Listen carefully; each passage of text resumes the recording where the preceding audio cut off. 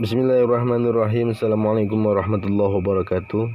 Kita lanjutkan kajian pembacaan kitab Al-Yaqutun Nafis bagian A'dzarus Shalat, uzur surat.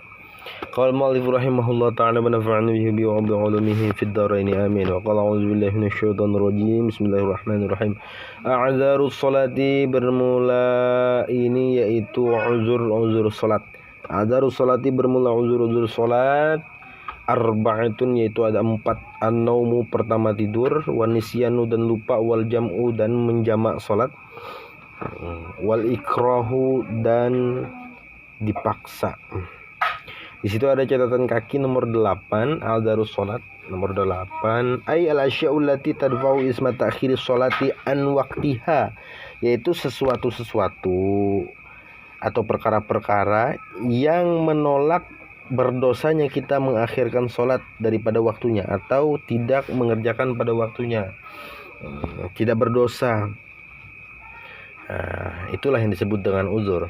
Jadi ada 4 macam. Yang pertama adalah tidur, tapi tidurnya di situ ada catatannya nomor 9 itu. Ai qabla dukhuli waktu sholati mutlaqan. Pertama, dia tidurnya itu adalah sebelum masuk waktu.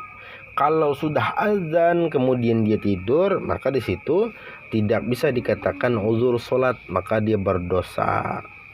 Tapi kalau dia dari sebelum waktu, misalkan nih ketiduran waktu asar, dia tidur dari sebelum asar, maka itu masih bisa dikatakan uzur sholat dan tidak ada yang membangunkan. Au ba'dahu wa yazunnu annahu yastayqizu qabla an yadiqa al-waqtu fala yuzaru, atau sesudahnya, sudah masuk waktu. Bisa juga sesudah masuk waktu guring, tetapi guringnya orang tersebut dia betul-betul menyangka dengan rasa-rasa yakin. Dia ini biasanya bangun ketika di pertengahan waktu-waktu, artinya tidak akan lepas daripada tidak akan kehabisan waktu. Ternyata rupanya kada kebangunan, tidak terbangun, maka itu pun juga bisa dikatakan uzur. Sehingga tuh fala yu'dharu, maka tidak dikatakan uzur idza nama fil waqti wa huwa la yazunnu annahu yastayqizu qabla an yadiqa anha. Maka tidak dikatakan uzur orang yang tidur di waktu waktunya sholat tersebut, sudah masuk waktu sholat guringinya, atau dia tidur yang mana dia tidak merasa yakin atau tidak menyangka dia itu akan bangun sebelum habis waktu. Maka aturannya walihadza tajibu alaihi al-fawriyatu fil qada'i idza akharaha bin naum hina idzin. Maka wajib atasnya orang tersebut dia fauriyah, langsung mengkodoknya ketika mengakhirkan dengan tidur seperti demikian. Yang selanjutnya wanisyanu, yaitu lupa nomor 10.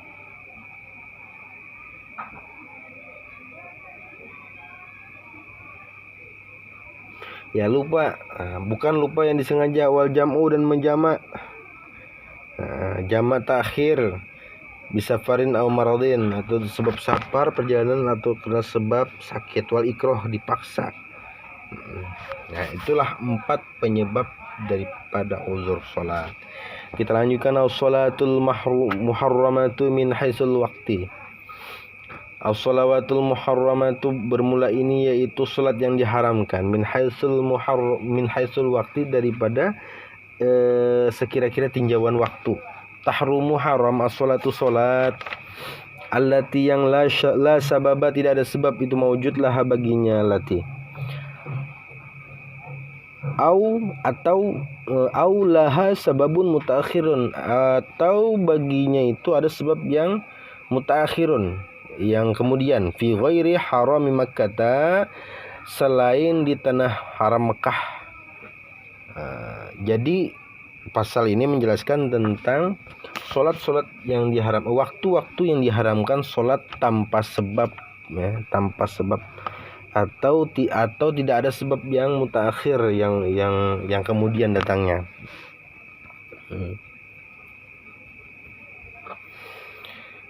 Ya, kecuali di tanah haram Mekah. Kalau di tanah haram Mekah itu bebas lah, mau ke bila aja sembahyang, itu sudah memang menjadi kebebasan dan karomah kemuliaan tanah Mekah. Fi khamsati awqatin, ada 5 waktu yang tidak boleh sembahyang dengan tanpa sebab. Pertama, waktu tulu'i syamsi, yaitu waktu terbitnya matahari, hatta tertafi'a qadra rumhin, sampai naiknya matahari qadra rumhin, seukuran setumbak. Jadi ketika matahari imbas sembahyang subuh, terus mulai terbit matahari sampai seukuran setumbak, maka itu tidak boleh dipakai untuk sembahyang. Wa waktu istiwa, dan waktu istiwa. Waktu istiwa tadi adalah waktu pas di ubun-ubun kepala kita matahari, artinya bayang-bayang gitu tuh kita pijak. Nah, ketika kita memijak bayang-bayang kita, maka itu disebut waktu istiwa. Di situ haram sholat dengan tanpa sebab. Beda kalau ada sebab-sebabnya yang mutakhir, yang seperti ada mayit kah, ada karena sebab bernazar kah, dan sebagainya. Fi ghairi yaumil jum'ati. Waktu istiwa tadi yang haram tadi, fi ghairi yaumil jum'ati, beda kalau di hari Jumat. Itu walaupun matahari pas di tengah-tengah. Kalau hari Jumat itu bebas sembahyang. Hatta tazula, sampai bergeser, artinya sampai masuk waktu zuhur. Kemudian yang ketiga, 1, 2, 3. Yang ketiga, waktu isfiror hatta taghrubu. Yang ketiga adalah waktu menguningnya matahari sampai tenggelamnya matahari. Ini adalah waktu setelah waktunya itu sudah dekat betul dengan maghrib ini. Bila menguning matahari sampai waktu maghrib, itu adalah haram sembahyang dengan tanpa sebab. Wa ba'da filil asri, dan setelah sembahyang asar pun demikian. Setelah sembahyang asar itu kada boleh sembahyang dengan tanpa sebab. Makanya tidak ada ba'diyah asar, itu tak ada. Hatta taghruba, sampai tenggelam matahari. Wa ba'da fil subhi hatta tatlu'a, dan setelah sembahyang subuh sampai terbitnya matahari. Jadi kita urutkan kalau dari subuh itu, dari mulai imbas sembahyang subuh, kemudian sampai terbit matahari, itu kada boleh sembahyang tanpa sebab. Dari terbit matahari sampai ukuran setumbak, itu pun juga masih kada boleh sembahyang dengan tanpa sebab. Setelah itu silahkan sembahyang yang disebut dengan sembahyang isyraq, dan setelah itu sembahyang duha, itu silahkan. Kemudian lanjut lagi sampai di tengah hari, pas waktu matahari di atas kepala kita, maka itu pun waktu diharamkan sholat tanpa sebab. Waktu istiwa namanya, kecuali hari Jumat. Dan kemudian selanjutnya adalah setelah asar lagi. Setelah sembahyang asar, maka tidak boleh kita sembahyang tanpa sebab. Termasuk ketika waktu menguningnya matahari sampai tenggelam, maka itu pun juga tidak boleh sembahyang dengan tanpa sebab. Dan kemudian selesai dah 5. Kita lanjutkan syurutu wujubi sholati. Bermula ini yaitu syarat-syarat wajibnya sholat. Orang itu dikategorikan wajib sholatnya itu, dia harus memenuhi syarat-syaratnya terlebih dahulu. Syarat sahnya sholat tersebut. Syarat ini adalah sesuatu yang harus dipenuhi di sebelum sholat. Kalau rukun itu adalah sesuatu yang dipenuhi di dalam sholat. Syurutu wujubi sholati, bermula syarat-syarat wajibnya sholat, sitatun, yaitu ada 6. Al-Islamu, yang pertama Islam, artinya orang kafir tidak sah sembahyang. Wal bulughu, yang kedua baligh, yaitu orang yang sudah sampai di masa baligh. Dan kalau di dalam kitab Safinah itu ada 3 ciri-ciri baligh.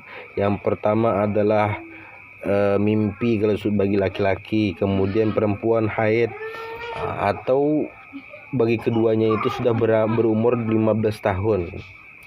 Wal aqlu, dan berakal, maka orang yang tidak berakal atau gila itu tidak termasuk daripada orang yang wajib sembahyang. Wan naqau, dan suci anil haidi wan nifas, daripada haid dan nifas. Wal bulughud da'watu, dan sampainya dakwah. Maksudnya bulughud dakwah ini sampainya dakwah itu artinya Islam masuk kepadanya gitu. Wassalamatul hiwasi, dan selamatnya panca indera ya. Nomor 13 catatannya di situ pada tajibu halaman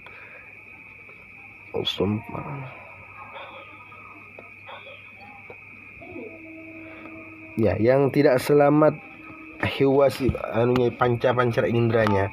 Contoh, dia bisu, dia tuli, bahkan apalagi sampai dia buta. Maka kan bagaimana cara kita memerintahkan dia sholat?